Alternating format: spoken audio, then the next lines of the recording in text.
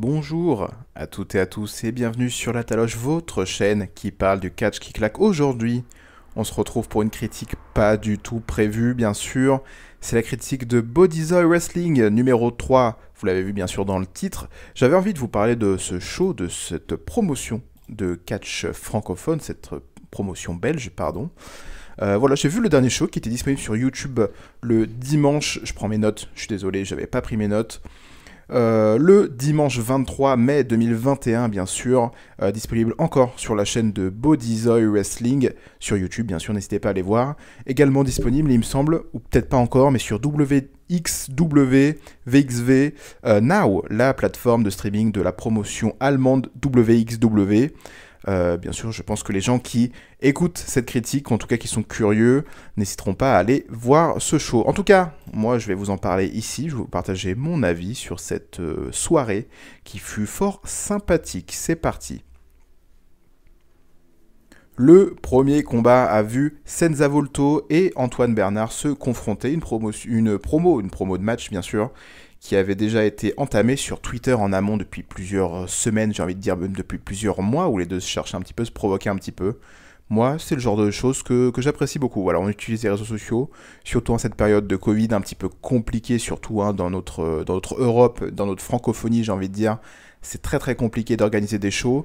Donc là, on est content qu'ils ont essayé déjà de faire quelque chose en amont, qu'ils ont essayé de construire avec les moyens qu'ils avaient pour pouvoir hyper un petit peu cette confrontation qui était fort sympathique. Du coup, le show a déjà commencé sur un très très bon match. Senza Volto, j'apprécie particulièrement Antoine Bernard, je suis un très très grand fan. Dédicace à toi, Alain Sadbarbe, si tu m'écoutes. D'ailleurs, très très belle tenue, hein. Très très belle tenue, même si j'avoue que je préfère un petit peu plus les grenouillères, se comportent entièrement, mais ce n'est qu'un détail bien sûr. Voilà, c'est une confrontation vraiment vraiment super super cool, qui est forcément aussi bien animée par la voltige de Senza Volto et le côté un petit peu rude, voire très rude, de Monsieur Antoine Bernard. Par contre, le match, pardon, s'est terminé sur une soumission de Senza Volto. Alors ça, c'était très très étonnant pour ceux qui ont l'habitude, hein, bien sûr. Normalement, on est plutôt sur quelqu'un de high flying, de la voltige, j'ai envie de dire. Mais là, non, vraiment, on est parti sur quelque chose de vraiment beaucoup plus au sol, directement. Donc avec une soumission, c'était très inattendu. Et j'ai vraiment beaucoup apprécié une sorte de figure four autour de la tête d'Antoine Bernard qui est obligé d'abandonner, pardon.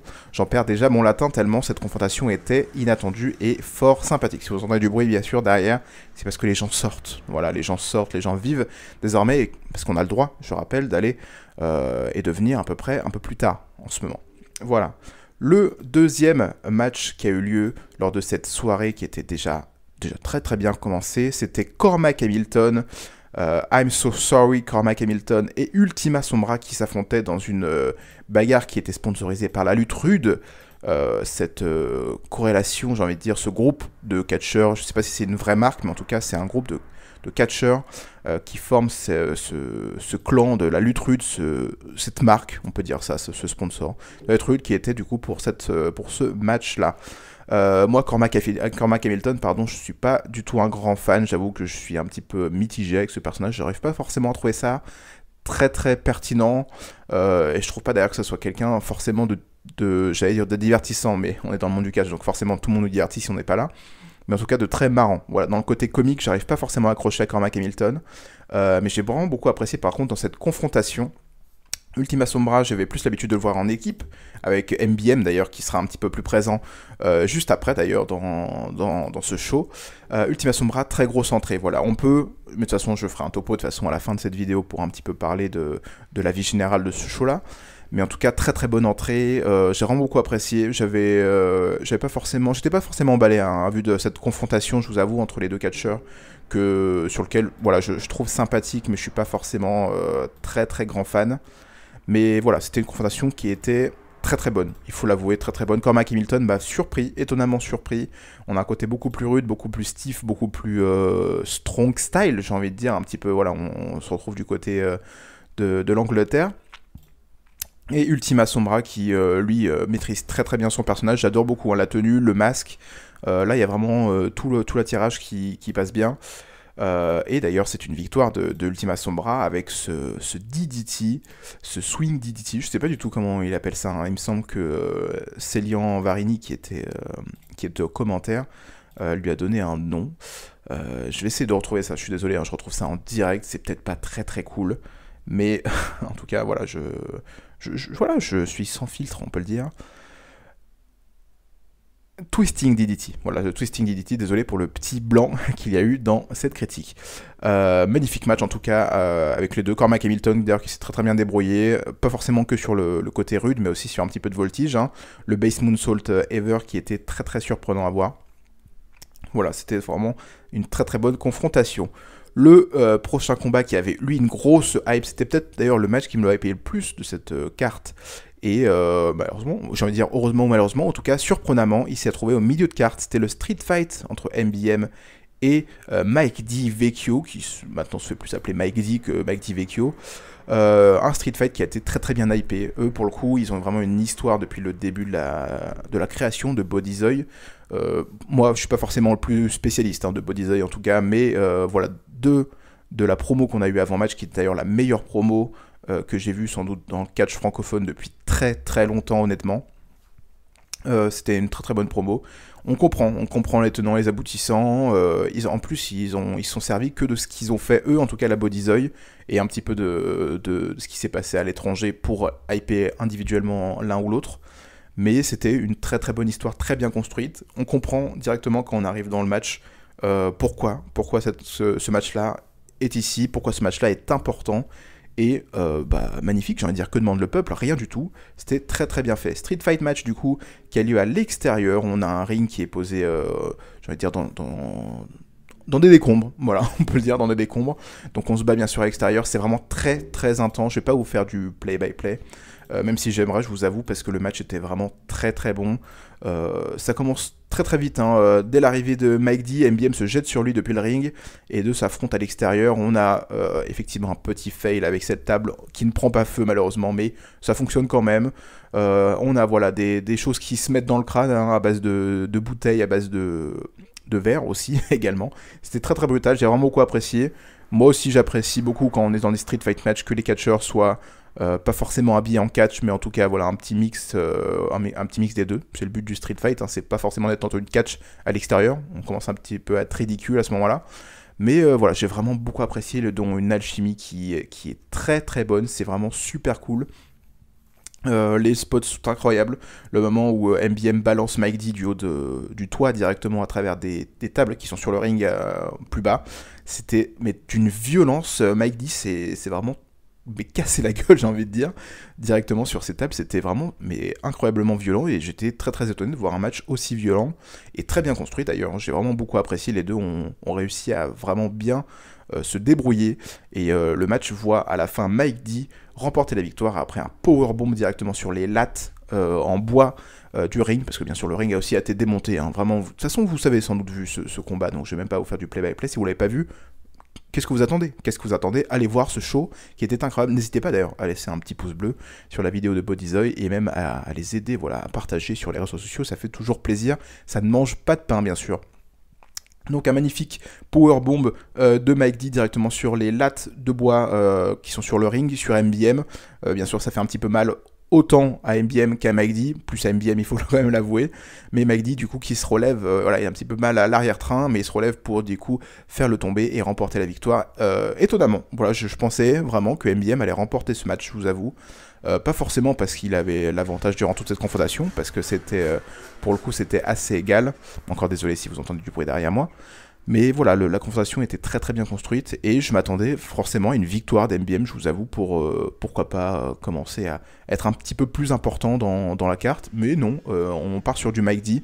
J'apprécie vraiment beaucoup Mike D d'ailleurs, hein. C'est peut-être, j'ai pas envie de dire mon catcheur francophone préféré, mais en tout cas il est facilement dans mes préférés, ça c'est sûr.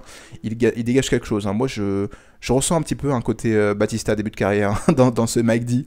Voilà, je sais qu'il faut pas faire de comparaison, c'est pas très très bien. D'ailleurs, j'aime pas forcément beaucoup de faire de comparaison avec d'autres catcheurs, parce qu'on n'est pas du tout sur les mêmes personnages, mais en tout cas, Mike D, très très gros potentiel, et MBM prouve qu'il a aussi tout l'avenir devant lui. Même si je vous avoue que j'ai... voilà, il manque quelques petits détails pour moi pour faire de MBM le top heel francophone, que ce soit en France ou en Belgique d'ailleurs.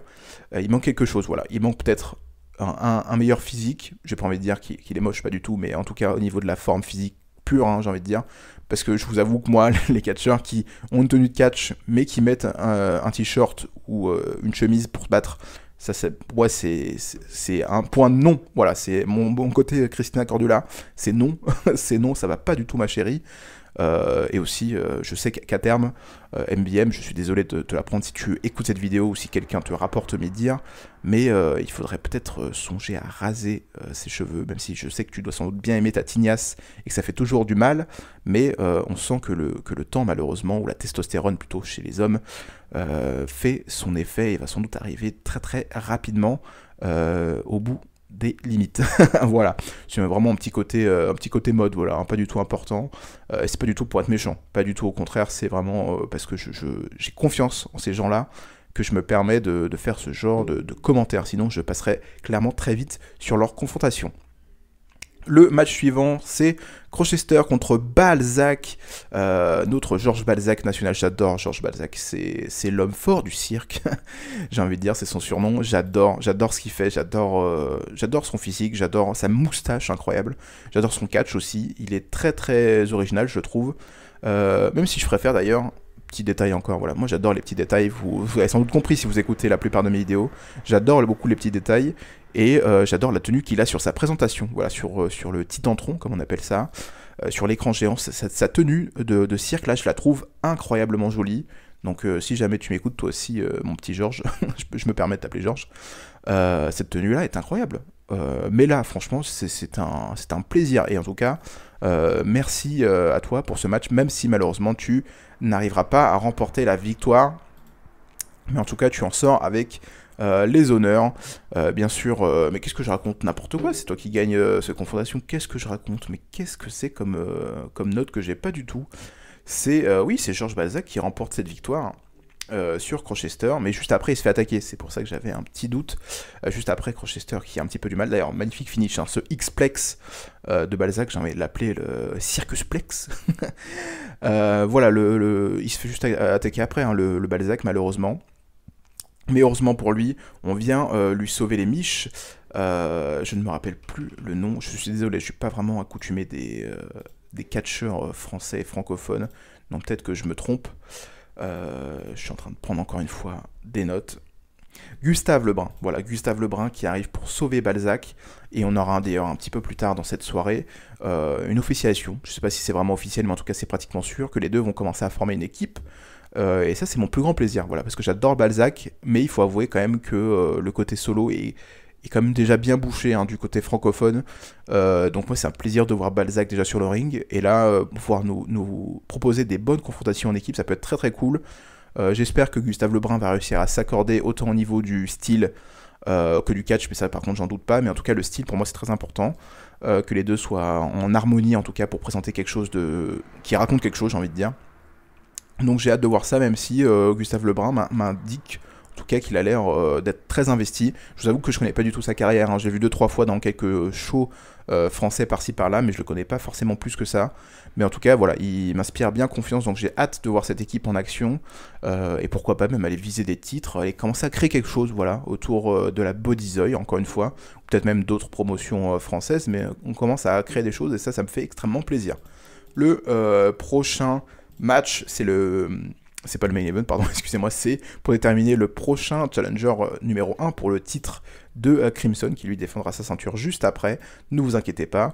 C'était un match à 3, mais on connaissait que 2 participants, on connaissait Tristan Archer et Aigle Blanc, le troisième compétiteur, pardon, mais avant ça, qu'est-ce que je raconte? Non, je reviendrai ça juste après. Du coup, oui, Tristan Archer et Aigle Blanc qui ne savaient pas sur qui ils allaient tomber pour ce prochain match, et c'est l'arrivée du champion méditerranéen, Tom Laroufa Aou, qui arrive, qui pour la première fois catch du côté de la Bodyzoy, et d'ailleurs remporte cette victoire dans une très bonne confrontation, un freeway qui était de très très bonne qualité. Tristan Archer et Tom Laroufa se connaissent très très bien. Il me semble qu'avec Leblanc et Tom Laroufa se sont déjà croisés, je ne sais pas du tout s'ils sont vraiment confrontés directement, mais il me semble qu'ils étaient allés en Turquie, au Pakistan ensemble, il me semble qu'ils avaient participé à cette promotion qui avait invité un petit peu du monde. Voilà, donc Aigle Blanc, lui aussi, petit à petit, il se démerde de mieux en mieux. C'est vraiment un plaisir de le voir sur un ring, franchement. Il fait des très très bonnes choses. Très très belle tenue de Tristan Archer. Je fais toujours mon point, et ça je pense que vous êtes habitués maintenant. Je fais toujours mon point côté mode. Tristan Archer, incroyable tenue. Il le porte déjà depuis quelques temps à la VXV, dans les shows We Love Wrestling, que vous invite aussi à aller voir hein, sur VXV Now. Voilà, il représente très bien notre pays tricolore. Cocorico, j'ai envie de dire. Très très belle tenue, très très beau catch, j'ai envie de dire. Apparemment, de ce que j'ai compris grâce aux commentaires, il serait un petit peu embêté du fait que les salles de sport voilà, soient pas ouvertes en ce moment. Mais honnêtement, ça lui va très très bien. Ça lui va très très bien. Manquerait plus qu'il rajoute un petit move de voltige dans son arsenal. Je sais, voilà, je rigole un petit peu parce que je sais que c'est pas forcément le plus grand fan de ça. Mais avec ce physique-là, honnêtement, s'il place un petit springboard clothesline ou quelque chose comme ça peut être vraiment très très bon. Parce que là, il a un physique, je trouve, qui est incroyable, surtout pour le catch francophone, j'ai envie de dire, où on n'est pas forcément sur des très très gros gabarits, c'est ce que j'ai envie de dire plutôt. Là, il passe très très bien. Aigle Blanc, je trouve toujours en marge de progression. Plus le temps passe, plus je suis agréablement surpris par ce qu'il fait, autant par ses placements que par ses moves, que par son rythme. Le mec est vraiment très très bon dans ce qu'il fait, j'ai vraiment hâte de voir la suite. Et Tom Laroufa, j'ai même pas envie de présenter plus que ça, parce que je pense qu'au bout d'un moment, qu'on aime ou pas la personne, j'ai envie de dire, on peut ne pas dénier sa qualité de catcheur, parce que le mec est franchement très très bon. Incroyable, les tatouages. J'apprécie, on en a de plus en plus, monsieur Laroufa, vous avez de plus en plus de tatouages, et c'est à mon plus grand plaisir, parce que ça vous va très très bien. D'ailleurs, l'arrivée avec cette magnifique peinture faciale vous rend encore plus badass, donc merci pour encore une fois réussir à apporter ce côté, j'ai envie de dire, ce côté mainstream, ce côté entertainment, ce côté au-dessus. Du game dans sa présentation, donc merci beaucoup monsieur Laroufa, ça fait extrêmement plaisir. Le match se conclut avec une victoire du coup de Tom Laroufa qui devient le nouveau challenger numéro 1 au titre de Crimson. Et la fin m'a beaucoup surpris également parce qu'on a, on a un enlevage de masque de la part de monsieur Laroufa, il me semble, sur Aigle Blanc tout simplement. Et j'étais très surpris, je me suis dit, oula, c'est étonnant comme fin, puisque je suis pas sûr que ça a déjà été fait. Après, je suis pas non plus le mec le plus calé dans le catch français. Mais voilà, on enlève le masque de Aigle Blanc. Tom Laroufa réussit à. Tristan Archer, enchaîne ensuite avec son. Je sais plus le nom, je suis désolé, j'allais dire coup de grâce, mais c'est pas du tout ça. Son coup d'état, voilà, j'étais presque.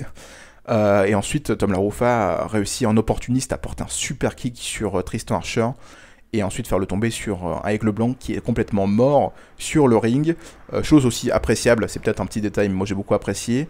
Le fait que la production ne filme pas le visage de Aigle Blanc. Je sais qu'à des moments c'est quand même assez difficile pour pas révéler l'identité de la personne parce que ça fait aussi partie du côté je porte un masque. Mais clairement, vu qu'il se prend autant de prises après, on pourrait se dire on peut voir son visage. Mais heureusement, la production a très très bien géré, du coup on n'a pas du tout vu son visage, et ça m'a fait extrêmement plaisir. C'est pour dire à quel point la production est quand même très très qualitative, parce que à aucun moment on a eu de soucis par rapport à ça, et d'ailleurs en général le show était très très bien foutu. Voilà, donc victoire de Tom Laroufa qui ira affronter Crimson pour la ceinture de Bodyzoy, lui qui est déjà champion, je rappelle, méditerranéen avec la promotion. Je sais pas si c'est vraiment une promotion ou plus des shows, qui est la nuit du catch. Voilà, la nuit du catch qui avait été fait d'ailleurs avec monsieur Le Perse, voilà, dans le sud de la France. J'avais oublié, du coup je vais en revenir tout de suite, c'est l'attaque à l'extérieur dans les vestiaires plutôt, de monsieur Michel. Michel, oui c'est ça, Michel, c'est tout. C'est Michel qui se fait attaquer à l'extérieur, je ne sais pas du tout par qui, je vous avoue. Je n'ai pas retenu le nom, je n'ai même pas noté dans mes petites notes.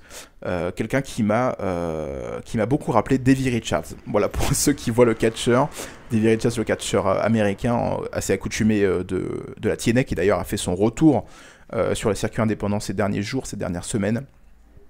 Voilà, il l'a attaqué directement Jean-Michel. Voilà, je me disais qu'il y avait aussi quelque chose après avec Michel, qui l'attaque violemment, qui le détruit. Et voilà, c'est Striker, voilà. Le nom de la personne qui l'attaque, c'est Striker qui le défonce. Et ensuite, on a d'ailleurs un petit segment à l'extérieur où Jean-Michel se proclame lui également une crotte. Voilà, c'est une crotte. Et on a tous les gens qui viennent un petit peu le réconforter. Il me semble que c'est peut-être l'after show, ça. C'est peut-être dans l'after show qui a lieu juste après. En tout cas, le lendemain, officiellement. Mais voilà, ça par contre, j'ai pas forcément beaucoup apprécié le segment derrière. J'ai encore du mal avec le personnage de Jean-Michel que je trouve pas forcément très. J'ai pas forcément envie de le soutenir. Voilà, je trouve peut-être un petit peu trop forcé. Il a des très très bonnes qualités d'ailleurs hein, sur le ring, ça c'est pas de souci, mais je trouve peut-être trop, avec un petit peu de retenue. Moi je pense que j'apprécierais plus. Là j'ai vraiment plus le côté malaise plutôt que le côté il me fait de la peine, je vous avoue.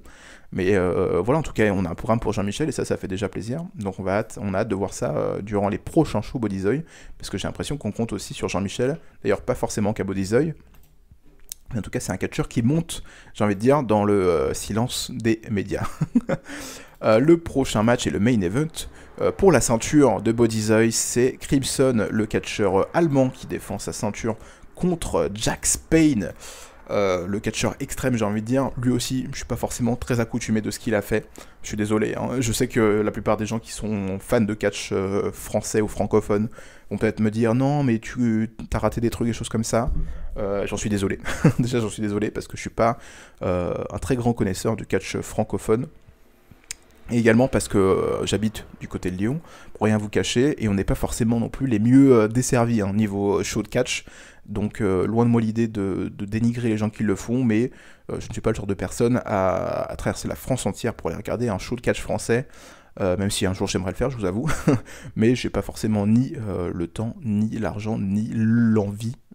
Fondamentalement de le faire, à moins qu'il y ait une grosse carte qui s'annonce et que là je me dis putain j'ai vraiment envie d'aller voir ça, mais pour l'instant c'est pas du tout le cas. Crimson et Jack Spain qui s'affrontaient du coup dans un Extreme Butcher pour la ceinture, c'était un match très très extrême. Là encore une fois on a eu vraiment une démonstration de ce que Jack Spain peut proposer. Jack Spain c'était pas une rencontre hein, avec lui, mais c'était en tout cas une redécouverte, j'ai envie de dire, parce que ça a très très bien fonctionné avec moi. Le mec est super bon, voilà, j'adore le petit côté avec le jean, il me fait penser un petit peu à Raven, voilà. Raven, mais Raven des bonnes années, hein, pas le Raven fin tiennet. Mais j'apprécie beaucoup ce qu'il fait, le mec est super bon. Il est violent, il est impactant, le match très bien fonctionné entre les deux, parce qu'on voit que Crimson a aussi un petit peu ce côté hardcore voilà, qui fait plaisir. Et ça a très bien fonctionné. On a eu des chaises, des tables également, comme je l'ai dit encore une fois, des néons, des protections aussi pour le sol glissant, avec un magnifique penalty de Jack Spain dans la tête de Crimson avec ce magnifique encart. C'était super cool. Voilà, c'était vraiment super super cool. Le moment où Crimson passe à travers les néons et a le dos en sang est immonde. Franchement, le moment est immonde. Je suis pas forcément un grand fan du catch hardcore ou du catch extrême, mais dans ce genre d'utilité, je vous avoue que moi j'apprécie vraiment beaucoup. Donc c'était super cool. Une victoire de Crimson quand même, qui conserve sa ceinture. La première apparition de Jack Spain, je suis pas étonné hein, que le titre change pas de main ici. En tout cas, Jack Spain qui offre une très très bonne prestation. Et Crimson, que j'ai du coup découvert lors du dernier show Bodyzoy pour quand il a gardé cette ceinture, quand il a remporté cette ceinture plutôt. Du coup, c'était le premier match où il devait un petit peu défendre sa place, voilà, de chef, j'allais dire de chef de la tribu. On est habitué à SmackDown du côté d'Aloche, mais plus du côté de champion dominant, voilà. Il l'a très très bien fait. Donc c'est pour moi Crimson pour l'instant c'est du vrai plaisir. Et vous me direz en commentaire si vous aussi ça vous fait le même effet.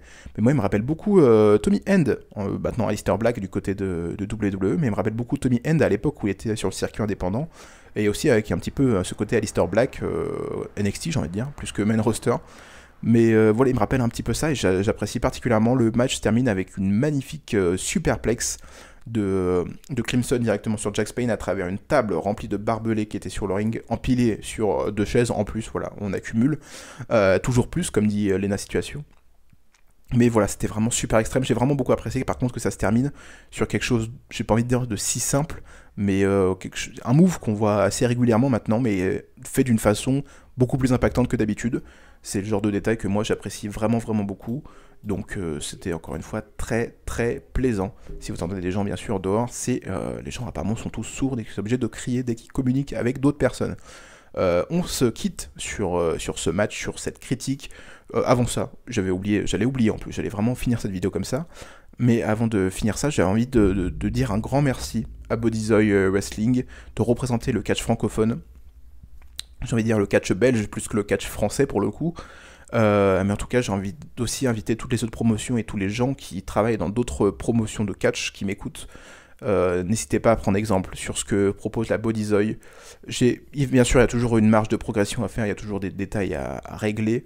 Moi, les choses d'ailleurs qui me turlupinent surtout beaucoup à la Bodyzoy, c'est ce tablier de ring avec cette étoile-là. Je sais pas du tout si c'est voulu ou pas, mais en tout cas, moi, je trouve ça un petit peu supermarché, voilà, un petit peu backyard wrestling, j'ai envie de dire.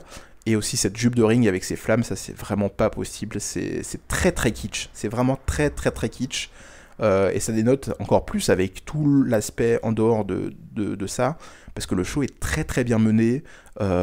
J'imagine qu'il doit y avoir aussi beaucoup de montage dans ce qu'il propose, parce qu'arriver à un tel niveau, c'est assez compliqué, je vous avoue. Mais voilà, en tout cas, c'est vraiment super bien fait, c'est très bien filmé, c'est toujours très bien découpé aussi. Le son est bon, le rythme est bon.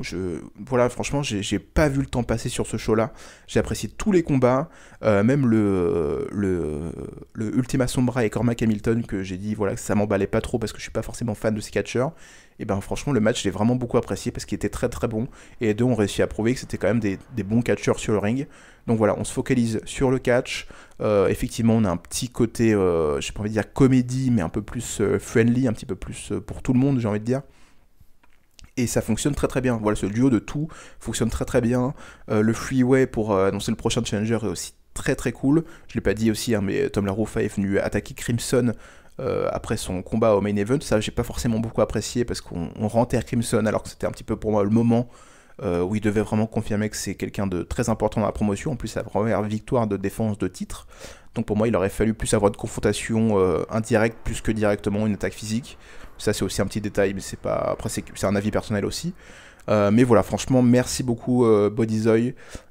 Si vous m'écoutez, n'hésitez pas à régler les 2-3 détails, hein, notamment la jupe du ring. Ça me fait vraiment très très bizarre quand je le regarde. Je fais aïe, c'est vraiment moche.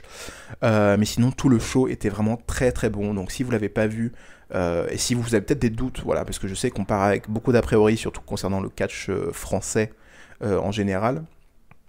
Mais le show est vraiment super bon. Et honnêtement, j'ai pas vu du tout la différence entre regarder un show à l'américaine, j'ai envie de dire même un show Impact, même si peut-être que les gens se sentiront insultés parce que je dis un show d'Impact, mais en tout cas les shows d'Impact sont très bien foutus à la base. Et là, franchement, j'ai pas vu la différence parce que le show était très très bien construit. J'ai envie de dire, je sais pas du tout si c'est vraiment eux derrière, derrière cette promotion, mais merci à McD, merci à MBM et merci aux autres qui travaillent aussi dans les vestiaires et derrière les caméras parce que vous avez fait un taf exemplaire. Et j'ai vraiment envie de voir la suite et j'ai envie surtout que des gens voient votre travail pour que ça redonne confiance et surtout que ça inspire d'autres personnes à faire de même parce que ce que vous faites, c'est vraiment du très très gros travail. Merci beaucoup. On se donne rendez-vous très rapidement pour la critique de AEW Double or Nothing sur la chaîne de la Taloche avec un invité spécial. Coucou à toi tonton si tu m'écoutes. Et soyez toujours fiers d'être fan de catch. Bisous.